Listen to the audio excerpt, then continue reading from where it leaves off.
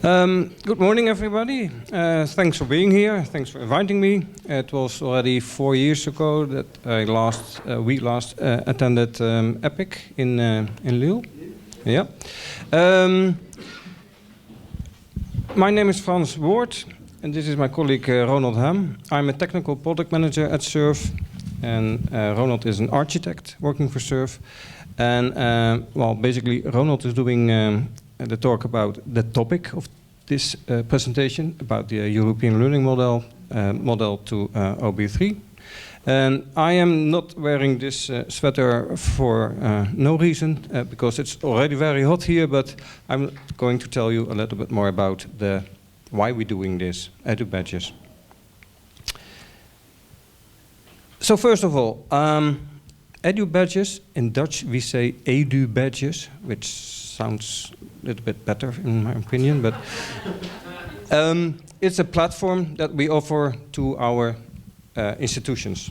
And we offer services, because SURF is a collaborative organization for IT in Dutch education and research. And we're not only offering connectivity services, but also about 50 plus services to the institutions. And one of those services is edu badges. And it's a platform that allows an institution to issue digital credentials based on the open badge standard to their learners. Learners could be students, but also professionals. They follow courses or take education at the institutions. And it's being used for both formal learning, like micro-credentialing, but also for extracurricular activities.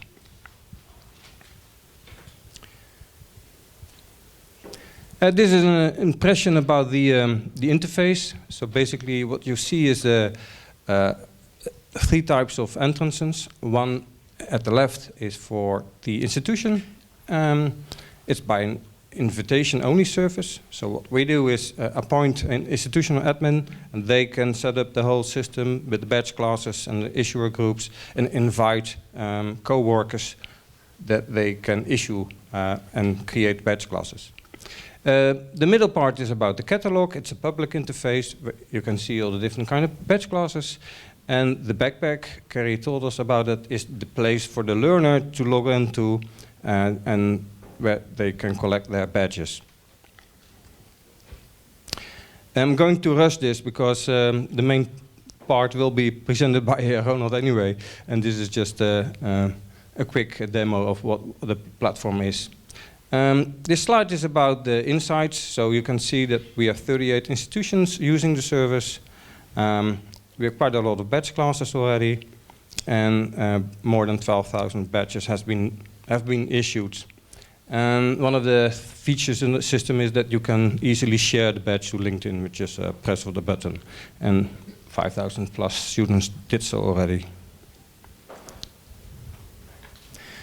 Yeah, we would like to call this edu badge system, the data model, an open badge standard plus.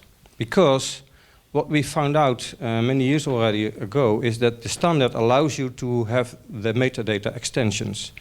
And well, to say that the standard was very US-centric, and we have different kind of laws in Europe, especially in education, we've found it very useful to add 11 new metadata fields, which all align with the Bologna tools like the diploma supplement.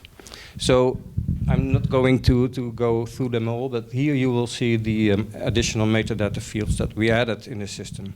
And they were already being used in Dutch or in European educational system anyway, so it makes a very good point to add them to the system. The other thing is that we use EduID as a lifelong identity for the learner. So instead of using, Carrie told us, an email address, we use a separate identity that the learner can create and can control for the rest of their life. Well, the other issues I will skip for now.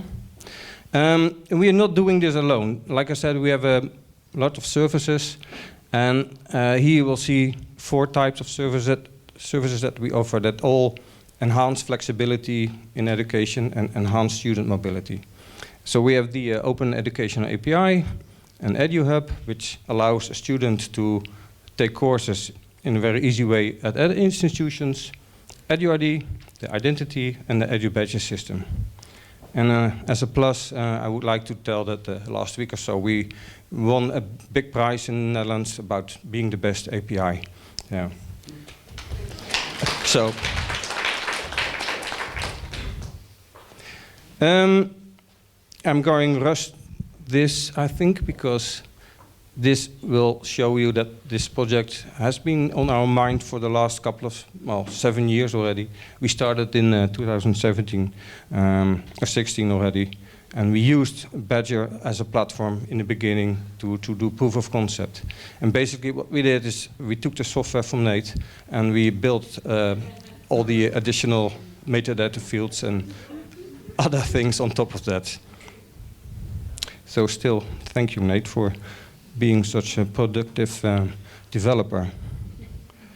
Like I said, I'm going to skip this. This picture is showing the current architecture. So basically, the setup is very simple. A front end and a back end system. They are all in clusters, so we have a high availability. But I think the most interesting part is what we're doing now. We're doing a proof of concept with the new technology. So basically what we are doing now, and it's just a bit too early to have a demonstration of that, but you can understand that from the backpack, a student will be shown a button that they can export their earned badges to the new format. And what then will happen in some magic black box scenario is that the data, the old data model, will be transferred to the new data model. And the learner will be presented a QR code so that they can issue their already earned badges to the new wallet. Well, now is the time for Ronald to take over, I guess, because having a service for 3 years and seeing that there is a lot of changing in standards and developments about the new standard of OB3, the data models, the wallet, etc. Well, it's obviously that we are doing innovation in that area as well. And one of the things that Ronald is specialized is in data modeling. Are you? All right. So the floor is yours now. Thank you.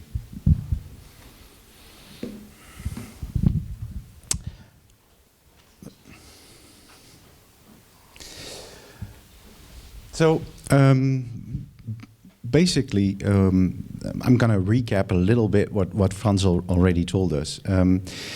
In a way, what we're trying to do not so much is trying to create software, but we're trying to try to solve a solution that's out there for those students. Those students, in a way, they want to be acknowledged for the fact that they have a certain type of knowledge or a certain type of skills, and they're looking in ways in which that can be done. And on the other hand, institutions, they also want to have an idea as to who's coming towards them, who's going to join them, and if they meet certain sets of requirements. The same thing would go pretty much for employers who want to have an idea as to, as they say in Dutch, what type of flesh they have in the tub. But that doesn't really translate that well. But they want to see who's coming in and on what they're capable of. I just thought I'd throw that Dutchism in there. Anywho, but from a learner perspective, they don't really care too much in a sense that all the different things that we are doing in the background. They just want to be acknowledged. They want to have that certificate. They want to showcase something. Look, I'm capable of doing these things. So we're trying to solve that solution, and in a way that's being complicated by technology.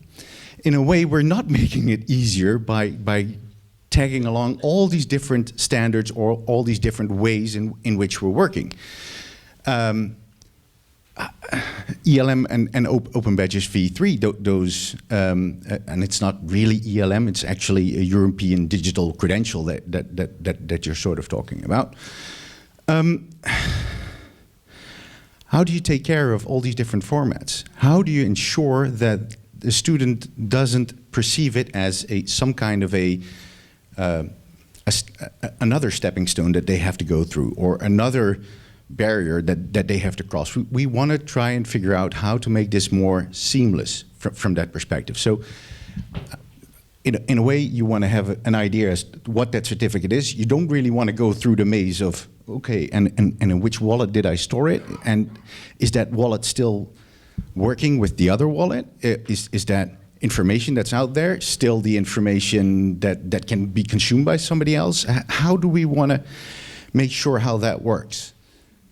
Well, to ensure that we know how that works, we first need to know why these different standards are out there and what they're trying to achieve, because they're not there for just the sake of being a standard. At least that's, I don't think that that's why they're there. So first we try to have to figure out what that beast of ELM then is, the European Learner Model. And it already has a pretty long history on itself in the way in which it has evolved. It's already also like Open Badges v3, it's already in a v3 status as well. And it's much more aimed towards getting somebody into employability, making sure that they can find the right type of job, or making sure that they can find the right place towards an employer. So much more based on that perspective.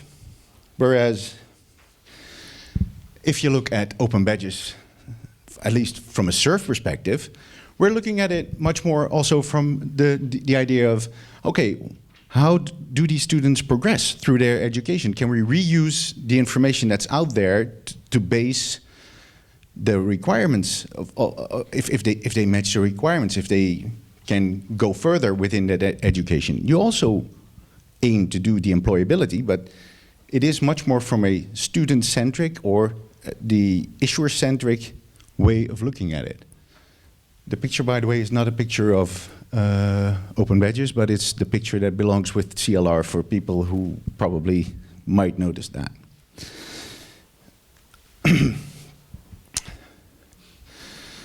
Within the Netherlands, we've worked up until so far on a specific piloting use case, which is the piloting use case for micro-credentials, in which we've done a pilot with 32 different institutions who all agreed upon, okay, let's work with the EduBadges system and use that system in order to create micro-credentials and to have an idea as to how these students progress through their education, but also ensure that by the end of their education, they have something of a proof that they've enrolled in there and that they succeeded.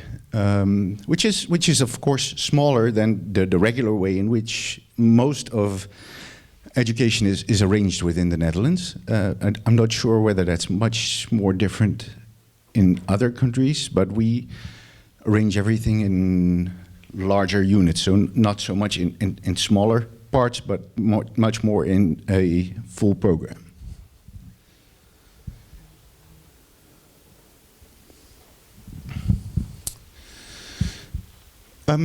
The reason that we've also been doing this comparative analysis between ELM and Open Badges v3 is because it's also part of a DC4EU call, which is a broader European call that we're working on to figure out how we can work together on getting the credentials informed of each other.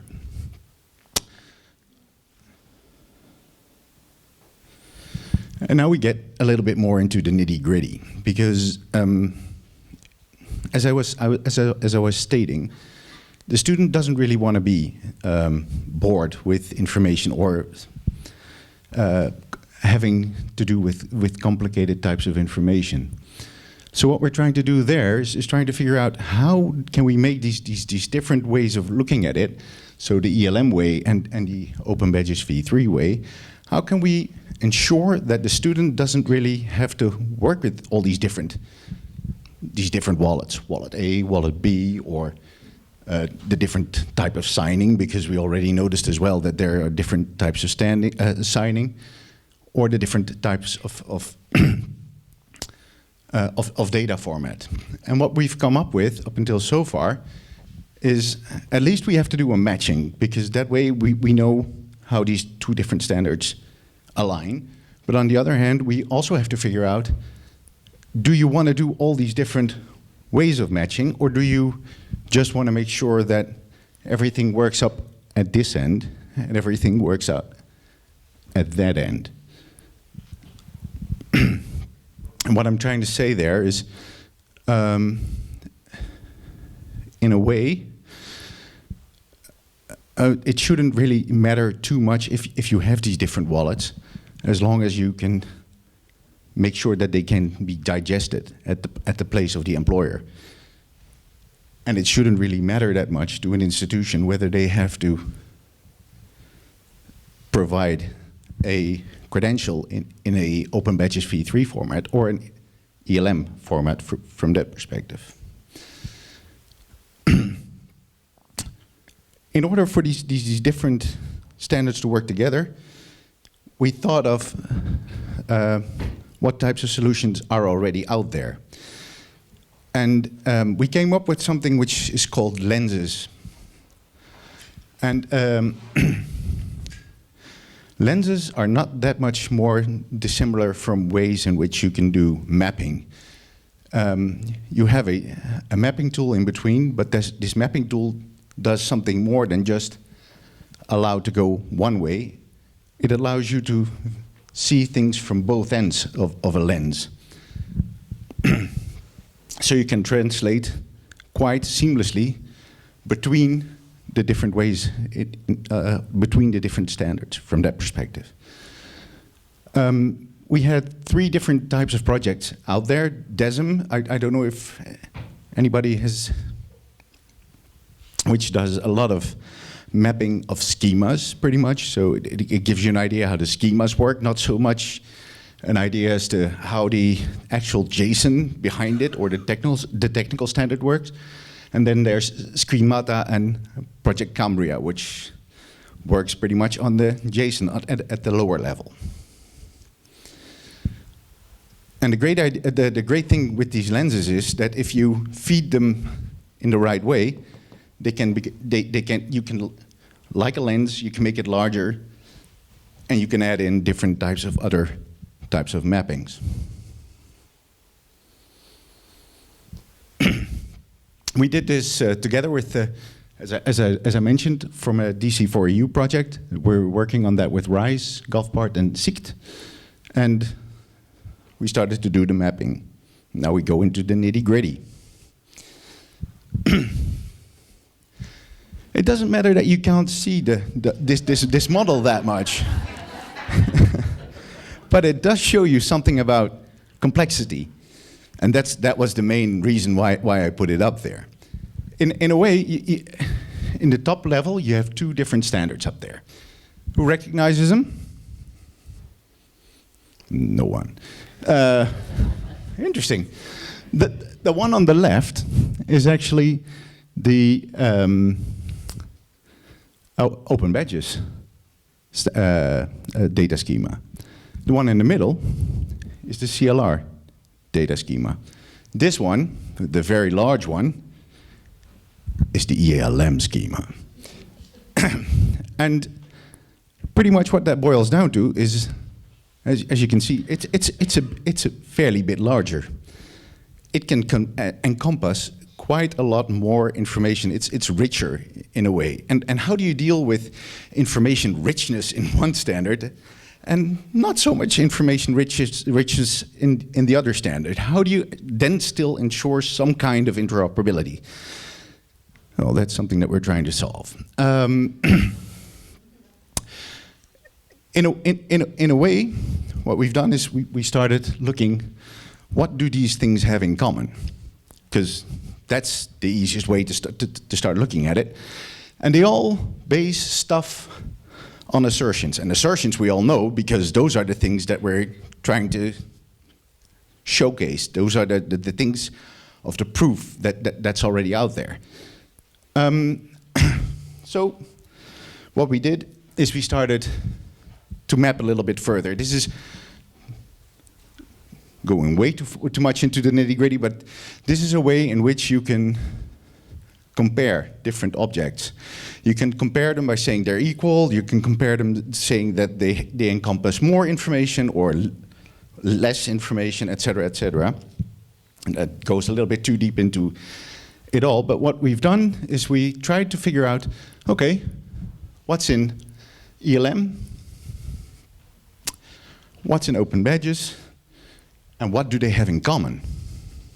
And how can you find that field, in this case, over there? Because we started to work with what we thought was the information poorer standard, being open badges v3 because it had fewer fields. But what we also noticed was we ended up with lacunas, which is pretty much something that we cannot find a proper field for in the standard on the other end. And what we also noticed was something's going on here. This type of data is not in the same level. You can only find it if you go up one class, so it's not a pure match.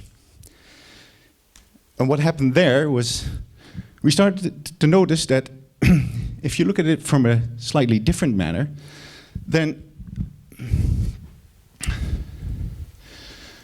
the CLR itself is the signed thing that says something about a person. The open badges does that also over a person.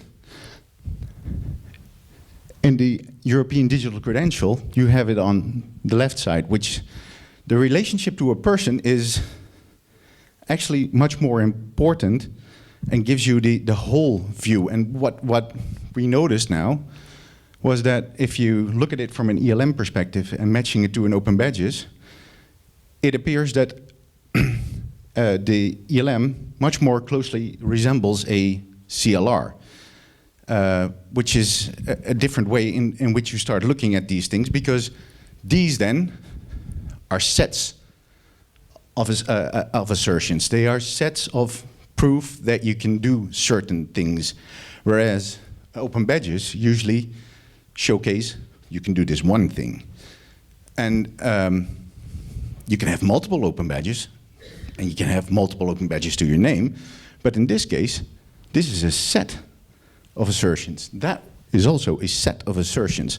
So you have to come up with different ways in which you start looking at these different elements. And if you then not so much look at it from the assertion perspective, but much more as a credential, and you both say the open badges, you're looking at I should have said credential actually, the whole open badge versus the abstract class of a credential and the ELM credential, then you can start matching these things.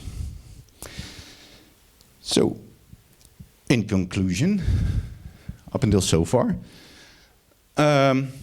what we started noticing then is that we have to look at it differently. We have to look at it only as mapping from one to you can only map one element within a digital credential towards an open badge. So we have to look at it. We either have to hack it up, so we'll hack it up. We divide it into smaller parts. Sorry about that. And or we have to make sure that the digital credential itself is a smaller element. But besides that, we notice that we're still losing certain types of context, so we're still having to figure out what to do with lacunae, elements that cannot be translated that easily. So that, in those cases, we will need some kind of either business processes or other types of agreements in which we can do these types of translations. But at least what we did notice was that the mapping itself is possible, which makes sense in a way because they're all still verifiable credentials. And we already said within the verifiable credential space, everything should be interoperable. So therefore, that works, but still we do need to figure out how to map these schemas better and to at least have a better idea as to what we do with sets of assertions versus the assertion itself. Of course, there's a whole lot of more information. The one that's the most interesting, at least to me, is the Excel sheet that we already have been using to showcase all the different properties and showcase how they align to one another. The actual alignment itself, up until so far, has been done within an Excel sheet, simply because the tooling didn't let us easily ingest the right types of schemas, simply because EDC, the European Digital Credential itself, is not yet in a proper schema format.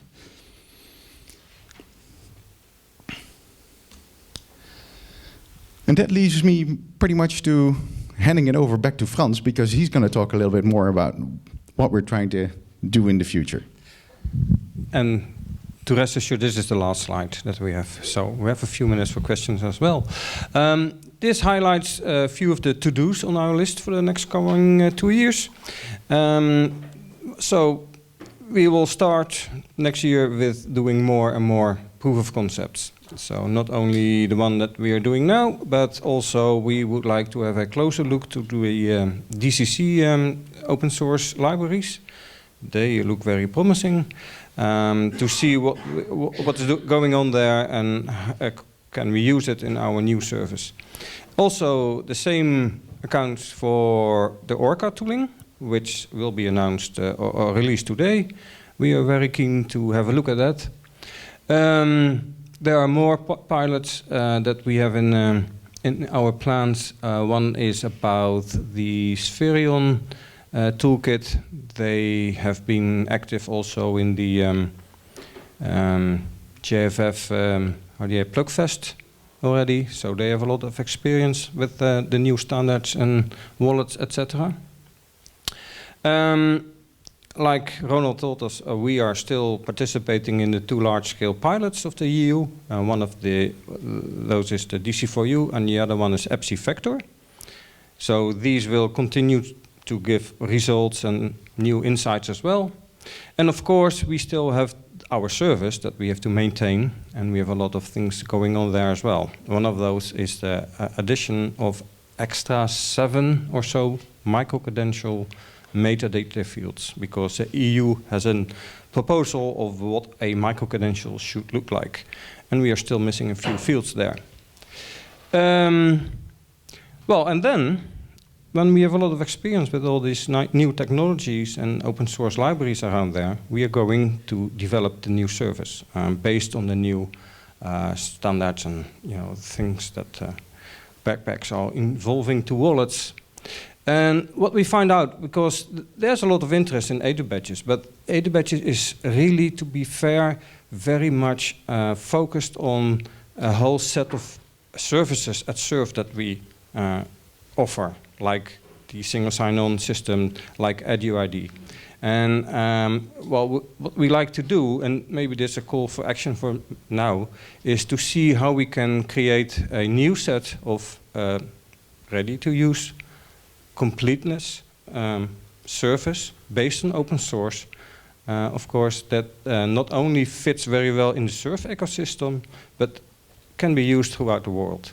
So our idea is to use more microservice-based architecture, more look and using things that are already out there and working well. Well, maybe there's interest in you as well to contribute and to talk a little bit more about that. So, I think it's that's it, and I'm curious about any questions. 1 or 2, okay. So, any questions? Yes. Do you want a mic? he's not here. It's not. Just this one, yeah. Sorry.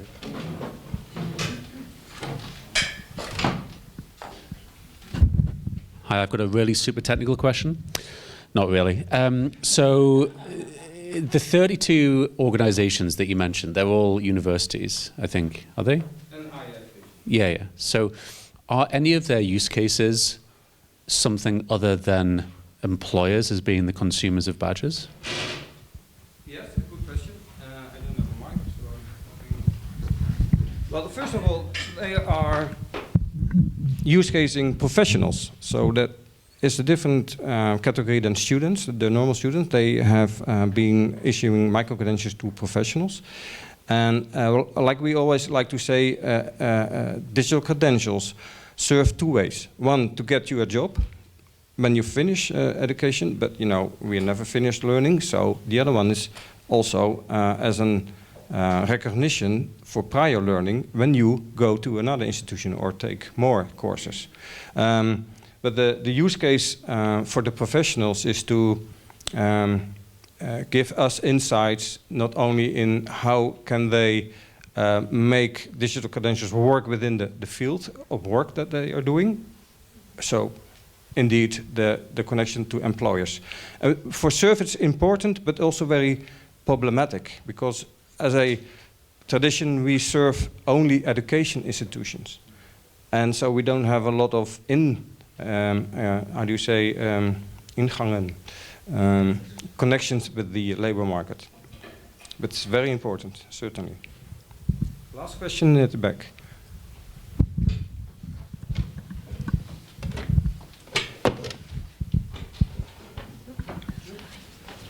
Thank you. Hello, I am Perrine. I am the French contact point for EBSI, and my University of Lille, which hosted ePIC last year, is very happy to have issued 56,000 digital credentials for the diploma. And this was just to say that I said I was going to have a poster on Vector, and the project I'm also involved in. But I put some white books on that, and so if you need to speak with me about this, I will prefer this as being outside for a poster. And thank you very much. Just to answer Doug, so because we have issued already 56,000 digital credentials representing the diploma, France has recognized this. You don't need to give a paper, that not the diploma itself, but before May, last May, you had to give also the paper saying that someone has been successful in exams, and this was not good. It was a PDF or a paper, and now it's a digital credential and it's officially recognized, so this is good. And therefore, we have a lot of statistics and witnesses that the employers really appreciate it a lot. And I find it so easy to verify and to take. So yeah, it was more like thank you. It's very interesting. I will be very happy to test this in 24 with you.